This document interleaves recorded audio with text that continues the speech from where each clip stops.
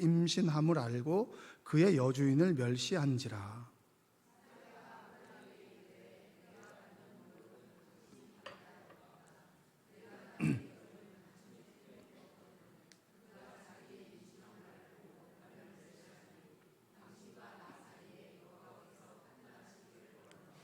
아브라함이 사레에게 이르되 당신의 여종은 당신의 수중에 있으니 당신의 눈에 좋을 대로 그에게 행하라 하매 사레가 하갈을 학대하였더니 하갈이 사레 앞에서 도망하였더라.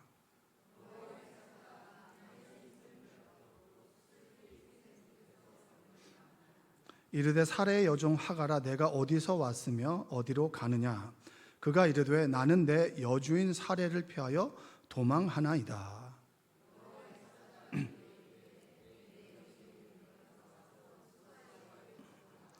여호와의 사자가 또 그에게 이르되 내가 내 씨를 크게 번성하여 그 수가 많아 셀 수 없게 하리라.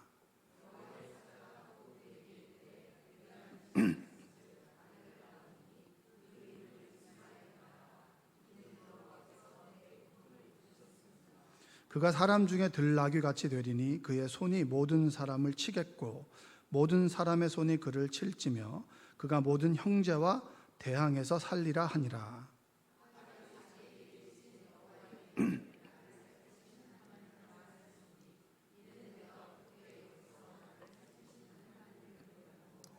함께 읽겠습니다. 이러므로 그 샘을 부엘라 헤로이라 불렀으며 그것은 가데스와 베렛 사이에 있더라. 아멘. 우리 한번 고백하겠습니다. 오늘도 은혜 많이 받읍시다. 많이 와주셔서 감사하고요. 여름에 더울 때는 뭐가 제일 좋죠? 여름에는 수요예배 참여하는 게 제일 좋습니다. 주일날에는 뭐 하는 게 제일 좋죠? 그 주일 예배 참여하는 게 제일 좋아요. 여러분 참 잘했어요. 자, 여러분 우리 주변에 보면은 그 연애하는 사람들이나 또 주변에 인간관계를 맺다 보면은 잠수를 잘 타는 사람 있잖아요. 잠수. 저 소시적에 잠수 좀 타보셨어요?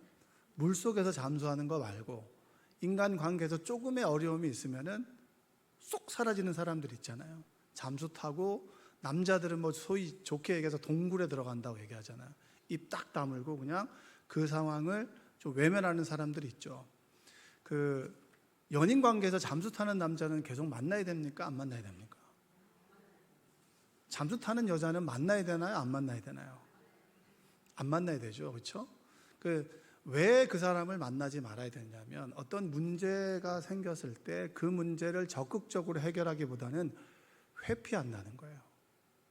근데 그 회피의 원인이 여러 가지가 있겠지만 그 중에 대표적인 것은 어렸을 적에 한 번 회피해보고 그것이 학습되어졌다라고 얘기를 많이 합니다. 근데 여러분 이게 연인관계뿐만 아니고 어떤 일을 할 때도 여러분도 한번 잘 생각해 보세요. 우리는 잠수 타고 회피하는 걸 싫어하지만 뭔가 중요한 일을 앞두고는 여러분 자꾸 딴짓하는 경우들이 있어요, 없어요? 여러분 없으세요?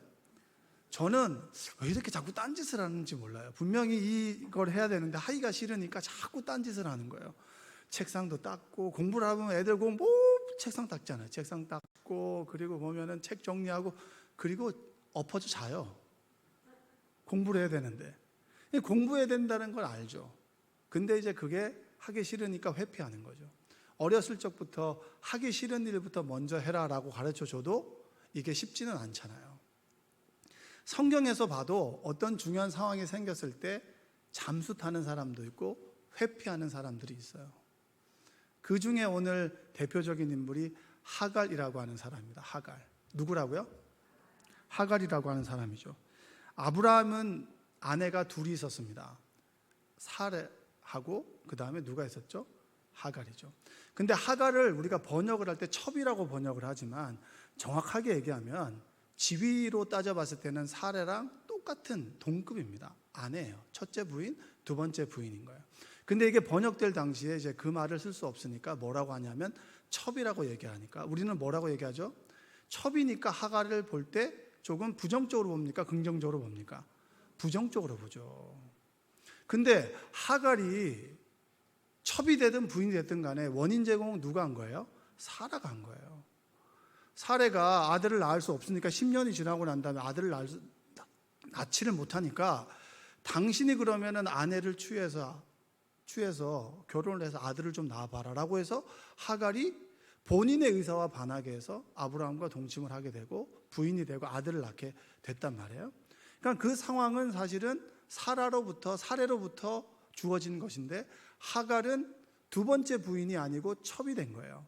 자, 두 번째 부인이라고 해도 첫 번째 부인하고 두 번째 부인하고는 위계적으로 차이가 있겠습니까? 없겠습니까? 첩으로 번역했고 그 상황 속에 같은 부인이라고 해도 사라의 입장에서 봤을 때는 하갈은 여종인 거예요. 근데 덜컥 임신을 했단 말이에요. 그러면 본인이 얘기를 했어도 그 뒷감당이 쉽겠습니까? 어렵겠습니까? 자꾸 아브라함의 눈길이 어디로 가죠? 하갈에게 가죠. 그리고 배는 점점 불러오듯이 자신의 자존심도 올라가니까 왠지 한마디 했는데 사라가 조금 티껍게 여겨지기도 하고, 그런 상황을 우리는 충분히 예견할 수 있잖아요. 그러니까 둘 사이에 얼마나 미묘한 신경전이 있겠어요. 신경전이 있고 그리고 갈수록 마음에 안 들죠. 그러니까 사라가 갈구잖아요. 막 갈구고, 그리고 갈굼을 당하다가 자기도 할 말 있으니까 한마디 했다가 엄청 욕먹고, 그러면 그 아브라함의 포지션은 뭘까요? 이거죠, 이거. 누가 잘하나. 이 편 들 수도 없고 저 편을 들 수도 없으니까 사라는 마음에 안 들어서 갈구고, 하갈은 자기 한마디 하고, 아브라함은 어쩔 수 없어서 방조하고, 그 상황 속에서 하갈이 도망을 가게 된 겁니다. 임신한 상태에서. 그게 바로 오늘 읽었던 본문이에요. 6절 한번 읽어볼까요? 6절. 아브라함이 사라에게 이르되 당신의 여종은 당신의 수중에 있으니 당신의 눈에 좋을 대로 그에게 행하라 하매 사라가 하갈을 학대하였더니 하갈이 사라 앞에서 도망하였더라. 사라가 하갈을 학대했다고 얘기했습니다. 근데 학대하는 게 그냥 갈군 정도가 아니고 이 단어가 어떤 단어냐면 출애굽을 할 때 애굽에 있는 사람들이 이스라엘 민족을 학대했다라고 할 때 동일한 단어예요. 그러니까 하갈이 느끼는 그 학대라고 하는 것이 굉장히 심하고 힘겨웠다라고 하는 얘기예요. 그래서 출애굽기 한번 읽어볼까요? 1장 11절로 12절 한번 읽겠습니다. 감독들을 그들 위에 세우고, 잠깐만요, 같이 읽읍시다. 자, 시작. 감독들을 그들 위에 세우고 그들에게 무거운 짐을 지워 괴롭게 하여 그들에게 바로를 위하여 국고성 비돔과 라암셋을 건축하게 하니라. 12절. 그러나 학대를 받을수록 더욱 번성하여 퍼져나가니 애굽 사람이 이스라엘 자손으로 말미암아 근심하여. 여기서 학대를 받는 단어하고 그리고 사례가 하갈을 학대했다라고 할 때 똑같은 단어예요. 그러니까 조금 말로써 몇 마디 하는 정도가 아니라 하갈이 겪었던 모욕과 그리고 그가 경험했던 그 어려움은 굉장히 컸다라고 하는 겁니다. 그 비중이. 그러니까 어떻게 하죠? 견딜 수 없으니까 도망을 가게 되는 거예요. 임신한 상태로. 그 임신한 상태에서 도망을 가게 됐을 때 그가 어디로 가게 됐습니까? 하갈의 고향으로 가겠죠. 고향이 애굽이었어요. 애굽으로 가는 그 술길에 길을 걸어가다가 누구를 만나게 됐냐면 하나님의 사자를 만나게 됩니다. 하나님의 사자가 우리는 하나님이라고 생각하면 되는 거예요. 자, 8절 한번 읽어보자. 8절. 이르되 사라의 여종 하갈아, 내가 어디서 왔으며 어디로 가느냐? 그가 이르되 나는 내 여주인 사라를 피하여 도망하나이다. 여러분 이렇게 하실 거예요. 안 나왔어요? 네, 죄송합니다. 방송실. 네. 그럴 수도 있는 거예요. 제가 눈을 떠보니까 이게 나오길래 제가 너무 외로움을 느껴가지고. 네. 다시 한번 읽어볼까요? 8절. 이르되 사라의 여종 하갈아, 내가 어디서 왔으며 어디로 가느냐? 그가 이르되 나는 내 여주인 사라를 피하여 도망하나이다. 피하여 도망하는 거예요. 힘드니까. 여러분 이거 이해가 됩니까? 저는 충분히 이해가 돼요. 본인의 의지가 아니라 여주인 때문에 아브라함과 동침을 했고 임신을 떡 했는데 자신의 권리를 좀 찾아보려고 몇 마디 했는데 그것이 그렇게 핍박과 학대로 다가오게 되면 당연히 피하고 싶죠. 피하고 싶어서 도망갔는데 하나님께서 술길 앞에서 그를 만나 주셨어요. 그리고 9절 한번 읽어보겠습니다. 9절, 여호와의 사자가 그에게 이르되 내 여주인에게로 돌아가서 그 수하에 복종하라. 여러분, 이게 참 어려운 말입니다. 여러분, 제가 전도사를 관두고 그리고 다른 공부를 하게 됐을 때 아르바이트를 18개월 동안 한 적이 있는데, 저는 성실하게 나갔어요. 근데 그 아르바이트를 하러 온 사람들 중에서 보면 3일 정도 일하고 그냥 가요. 가면은 신발하고 옷이 고스란히 남겨져 있어요. 그리고 세탁소에서 알바를 했는데, 그때 기술자는 늘 월급날만 되면 술을 퍼드시고 안 와요. 그럼 주인이 애가 타는 거예요. 저걸 잘라 말아야 하는데 사람을 구할 수 없으니까. 근데 늘 반복되는 거예요. 알바하고 새로 왔다가 힘드니까 그냥 도망가고. 근데 제가 어떤 도망간 애 신발을 딱 보는데, 신발의 모양이 이렇게 돼 있었어요.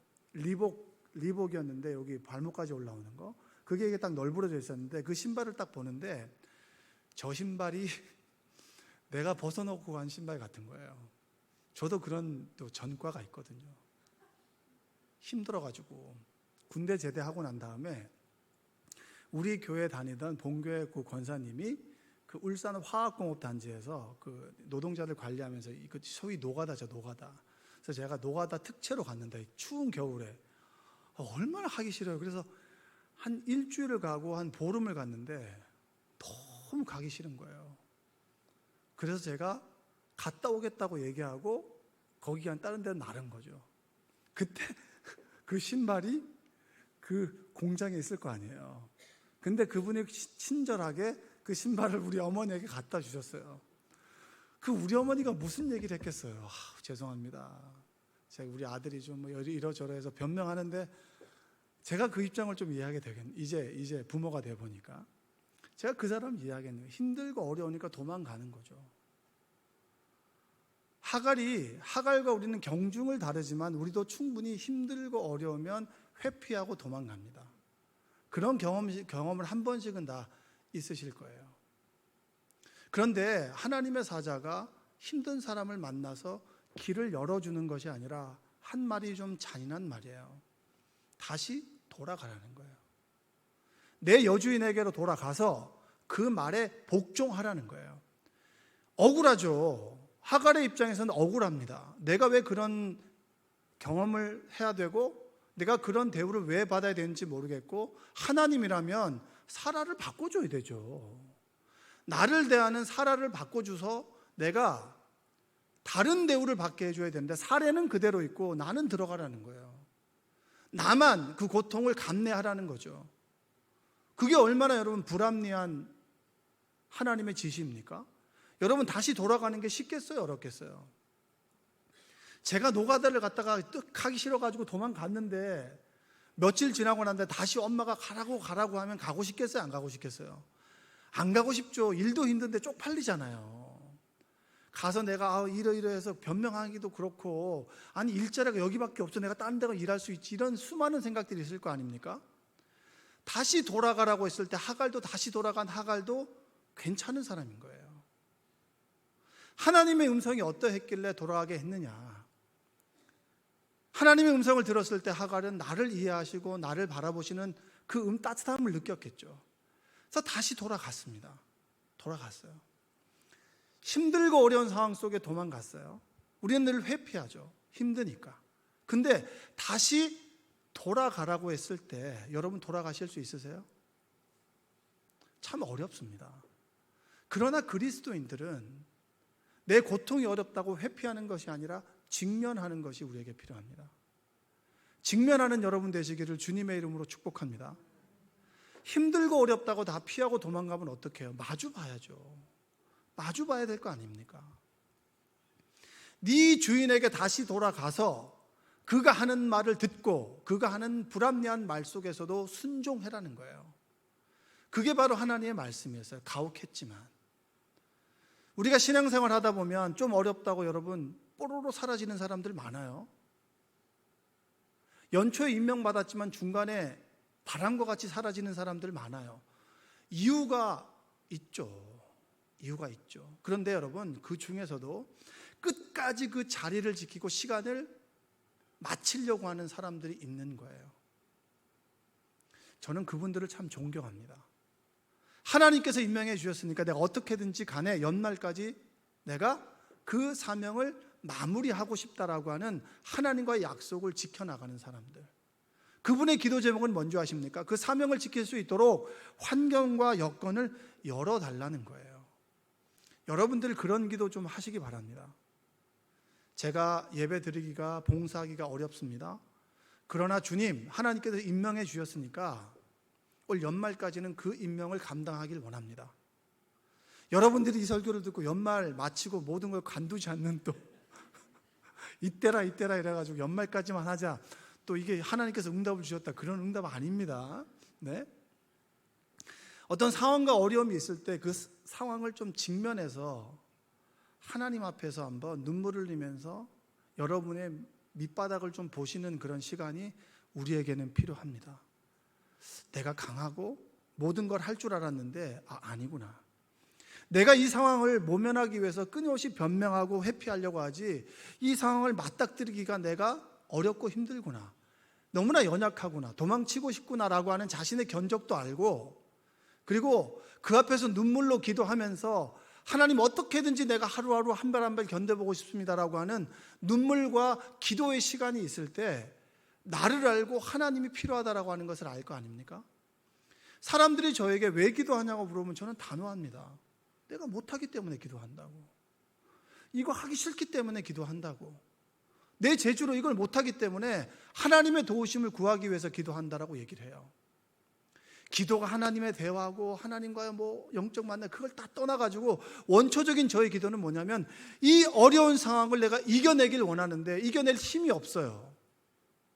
그러나 포기하긴 싫어요. 왜냐? 한번 포기하면 자꾸 밀려나니까. 자꾸 회피하고 변명하고 내 작아진 모습이 내가 싫으니까. 하나님, 내가 이 모습을 벗어나고 싶습니다.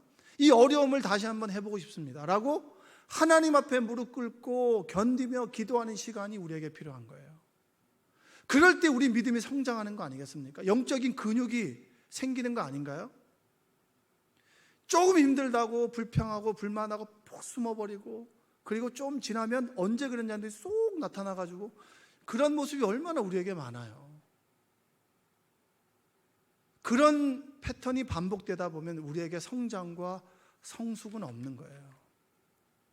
하나님께서 하갈에게 말씀하셔서 들어가라. 표준 세번역에는 이렇게 얘기합니다. 너의 여주인에게로 돌아가서 그에게 복종하면서 살아라. 이렇게 얘기하는 거예요. 그 말이 얼마나 이 가시처럼 들리겠어요. 하갈이 들어갔을 때 나는 힘들고 어려운 현실 앞에서 도망갈 수밖에 없는 사람이구나라고 하는 자신을 알고 자신을 수용하고, 그러면 이 문제를 어떻게 해결할까? 그러면 이 문제를 해결해 주실 이는 하나님이다. 하나님을 신뢰하는 것. 자기 수용과 자기 신뢰가 여기에서 생기는 거예요. 힘든 일 앞에서 도망가는 게 아니라 하나님 앞에서 무릎 꿇고 기도하고. 제가 저번에 방송실에 이제 아침에 보면 혹시나 음악을 못 끄고 가거나, 그리고 또 불이 켜 있거나 이런 경우가 있어서 한 번씩 이제 더러더러 방송실에 들어오는데, 낮에 저번에는 이제 제습기를 고친다고 들어왔는데 어느 권사님 한 분이 앞에 앉아서 기도하는 거예요. 정말 소리 내면서 기도하는 거죠. 그 기도 제목은 여러분 제가 여러분에게 말씀드릴 필요는 없겠지만, 하나님 앞에서 기도해야만, 내가 할 수 없으니 하나님께서 풀어주셔야만 이 문제가 해결된다라고 하는 그런 현실 앞에서 할 수 있는 최선이 뭐겠습니까? 무릎 꿇고 기도하는 거죠. 기도하면서 무엇을 발견할 수 있겠습니까? 내가 할 수 있는 게 몇 가지 없다라고 하는 자신에 대한 견적을 알고 수용하고, 그 문제를 해결해 주실 하나님께 기도하는 거. 그게 바로 우리 그리스도인의 모습 아니겠습니까? 고통을 직면해서 기도하고 이겨내는 그리스도인 여러분 되시기를 주님의 이름으로 축원드립니다. 마가에 보면, 마가라고 하는 사람 아시죠? 마가복음, 마가의 다락방, 그 마가가 예수님께서 잡히실 그 위험에 처했을 때 어떤 행동을 했는지 아세요? 여러분 마가복음 14장 52절 한번 읽어볼까요? 14장 52절 한번 다 같이 한번 읽어보겠습니다. 자, 읽겠습니다. 배 홑 이불을 버리고 벗은 몸으로 도망하니라. 홑 이불을 덮고 있다가 예수님이 잡히실 때 홑 이불을 벗어버리고 빨가벗고 도망간 거예요. 그게 누굽니까? 우리가 익히 하는 마가복음의 마가인 거예요. 어려움과 힘든 일이 있을 때 여러분 사람들은 대단하지 않아요. 뻘거벗은 것이 부끄러운 게 아니고 죽는 것이 두려워서 뻘거벗고 도망가는 거예요. 여러분들이 대단해 보이지만 우리는 위험 앞에서 늘 회피하려는 본성을 가지고 있는 사람들입니다. 근데 그 마가가 어떻게 됐죠? 바울과 함께 전도 여행을 갔을 때 힘들다고 다시 컴백홈했던 사람이 마가입니다. 그래서 여러분 바울이 왜 싸웠어요? 바나바와 왜 싸웠어요? 마가의 문제로 싸운 거 아닙니까? 얘를 데려갈 거냐 데려가지 말 거냐. 고통 앞에서 회피하고 두려웠던 그가 주님을 만나서 주님을 전하는 사람이 된 거예요. 주님의 말씀을 기록한 사람이 된 사람이 마가입니다. 베드로는 누굽니까? 베드로는 절대 주님을 전 떠나지 않겠습니다 맹세했던 거죠. 근데 죽음 앞에서 회피했잖아요. 일단 저는 주님을 모릅니다라고 3번 부인하지 않았겠습니까? 여러분 여기서 베드로를 욕할 수 있는 사람이 누구예요? 우리는 삶의 현실 앞에서 늘 하나님을 저버리고 내 뜻과 내 계획대로 어려움을 하나님 앞에서 이겨낼 국리는 하지 않고 늘 회피하고 잠수 타는 사람들이 우리 모습이라고 하는 거예요. 저는 우리 교회에 왔을 때 아직까지 잊혀지지 않는 분이 계십니다. 사업을 하다가 너무 힘들어졌어요. 너무 스트레스를 받은 거죠. 스트레스를 받아가지고 구한의사가 왔어요. 구한의사가 왔고 건강도 좋지 않고 돈도 잃어버리고 사람도 잃어버리고 모든 것을 잃어버렸죠. 예수님을 믿지 않았느냐? 믿고 있었습니다. 제대로 믿었습니다.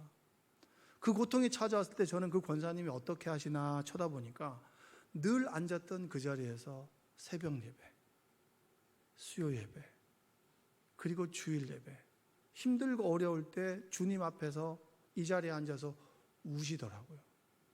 기도하더라고요. 내 삶의 문제들에 대해서 한탄하고 원망하고 저 사람 탓하는 것이 아니라 하나님 앞에서 내 고통을 직면하고 그리고 그 고통 앞에서 하나님을 부르짖고 나는 할 수 없으니 주님께서 해결해 주십시오라고 하나님을 부르짖는 믿음의 사람을 저는 봤어요. 그 옆에서 제가 할 수 있는 것은 무엇일까요? 기도입니다. 기도로 돕는 거예요. 여러분 예수님께서는 어떻게 하셨나요? 고통 앞에서 회피하고 도망하는 사람들이 있었지만 예수님께서는 그렇게 하지 않았습니다. 여러분 그 겟세마네 동산의 기도를 아시죠? 여러분 마가복음 14장 33절과 34절의 말씀을 한번 읽어보겠습니다. 베드로와 야고보와 요한을 데리고 가실새 심히 놀라시며 슬퍼하사 말씀하시되 내 마음이 심히 고민하여 죽게 되었으니 너희는 제가 질문을 좀 한번 해보고 싶어요. 제가 이 말씀을 묵상하면서 이런 말씀을 들었어요. 주님께서는 새벽에 홀로 미명에 홀로 기도하셨잖아요. 근데 왜 베드로와 야고보 요한을 데려갔을까요? 기도를 가르쳐 주기 위해서? 그것도 좋은 대답이 있겠죠. 왜 그 3명을 데려갔을까요? 대답하실 필요는 없습니다. 근데 저는 예수님을 좀 폄하하는 건 아니에요. 폄하하는 건 아닌데 내가 예수님의 입장이 되어봤으면 왜 이 사람을 데리고 왔을까? 여러분 기도하고 죽음의 길이 보여요. 고통이 눈에 보입니다. 그 전부터 고통이 점점 다가오죠. 딱 결심했을 때 바로 직전이 되게 힘든 거 아니겠습니까? 바로 직전에 겟세마네 동산에서 그 길을 십자가의 길을 걸어갈 것이냐 말 것이냐 그걸 두고 얼마나 고민했겠어요. 그리고 한없이 약해져 있는 자신을 보게 되지 않았겠습니까? 그래서 겟세마네 동산에 가서 기도하는데 수제자라고 하는 3사람을 데리고 갔어요. 그래서 저 멀리서 기도하고 있어라. 왜 멀리서 기도하라고 있을까? 도망가고 싶지 않았을까요? 베옷을 버리고 마가처럼 주님도 도망가고 싶지 않았을까요? 저는 그랬을 것 같아요. 할 수 있거든이 무슨 말이냐? 능치 못할 것이 없다. 그것도 알아요. 그러나 죽음의 고통 앞에서 누구든지 도망가고 싶지 않은 사람이 누가 있겠습니까? 그런데 주님은 그 마음을 억누르고 내가 도망가고 싶을 마음이 들 때 이들을 돌아보면 이들에게 내가 이제까지 보여준 모습이 무엇이냐? 내가 이제까지 보여줬던 하나님의 역사는 무엇이냐? 내가 도망가는 그 순간에 모든 것이 숲으로 돌아가지 않겠나? 내가 하나님의 얼굴에 먹칠하는 그 순간 그 사람이 되지 않겠나? 그런 고민하지 않았겠습니까? 그래서 피가 흐르도록 기도하셨다. 그만큼 열심히 기도하셨고 그 기도 가운데 내가 얼마나 연약하는 것을 깨닫고 주의 성령이 임하게 됐을 때 이제 됐다 가자. 때가 되었다 가자. 용기를 내지 않았겠습니까? 여러분 힘들고 어려울 때 도망가지 마십시오. 이제까지 도망갔다면 이제 멈춰 서세요. 하나님 앞에 나와서 여러분의 문제를 가지고 나오세요. 기도하십시오. 기도가 응답이 될 때까지 기도하십시오. 그 시간이 어떤 사람에게는 3일이 걸릴 수도 있고요. 어떤 사람에게는 몇 년이 걸릴 수도 있습니다. 그러나 우리가 기도하는 그 시간, 내가 하나님 앞에서 내가 내 모습이 얼마나 초라하고 연약한지를 깨닫는 그 순간에 내 믿음은 하나님을 더욱더 신뢰하게 되고 하나님의 역사는 우리 가운데 있게 된다라고 하는 사실을 믿는 여러분 되시기를 주님의 이름으로 축복합니다. 저에게도 그 시간이 있었어요. 저에게도 눈물 흘리며 그때가 언제입니까? 하나님, 나는 이제 내 인생이 끝나는 것인가요? 목회는 끝난 것인가요? 라고 했던 그 울부짖음의 시간이 있었습니다. 하나님의 응답이 이것인가 저것인가 몰라서 우왕좌왕하던 시간들이 있었고요. 그러나 분명한 것은 그것이 응답인지 아닌지는 몰라도 내가 할 수 있는 최선은 하나님 앞에서 고통을 직면해서 도망가지 않고 회피하지 않고 하나님의 자녀로 그리스도인으로 목사로 그 자리에 앉아서 기도한 거예요. 눈물 흘리기도 하고 어느 때는 기도가 되지 않아서 멍하게 십자가를 바라보기도 하고 그 시간들이 하루 이틀 지나서 3년이 됐을 때 하나님께서는 응답해 주셨어요. 핀셋으로 푹 집어서 옮겨주시는 그 환상을 제 아내에게 주셨어요. 아, 그렇구나. 하나님께서 내 기도를 들으시고 내 인생을 지켜보시고 그리고 준비하셨구나. 이것이 하갈에게 주셨던 하나님의 응답입니다. 여러분 볼까요? 11절 한번 보겠습니다. 오늘 본문 11절 읽겠습니다. 여호와의 사자가 또 그에게 이르되 내가 임신하였은즉 아들을 낳으리니 그 이름을 이스마엘이라 하라. 이는 여호와께서 내 고통을 들으셨음이니라. 뭐죠? 듣는다는 거예요. 하나님께서 침묵하시는 것이 아니라 내 고통의 내 소리를 들으신다. 뭐라고요? 고백합니다. 하나님은 나의 기도를 들으십니다. 하나님께서 하갈을 통해서 우리에게 주시는 말씀이 뭐예요? 고통의 직면에서 홀로 힘들고 그리고 믿음으로 이겨내려고 하는 그 소리를 들으신다. 그래서 하나님은 내 고통을 들으시는 하나님이라고 고백하는 거예요. 그리고 13절 한번 볼까요? 13절 하갈이 자기에게 이르신 여호와의 이름을 나를 살피시는 하나님이라 하였으니 이는 내가 어떻게 여기서 나를 살피시는 하나님을 배웠는고 함이라. 들으시죠? 하나님은 나를 세세하게 살펴보시는 분입니다. 나 홀로 덩그러니 외딴 섬으로 살아간다라고 느끼지만 하나님께서는 우리를 세세하게 살펴보시는 분이 누구십니까? 하나님이세요. 나의 기도를 들으시고 나의 표정과 모든 인생을 살피시는 하나님이 우리가 믿는 하나님이에요.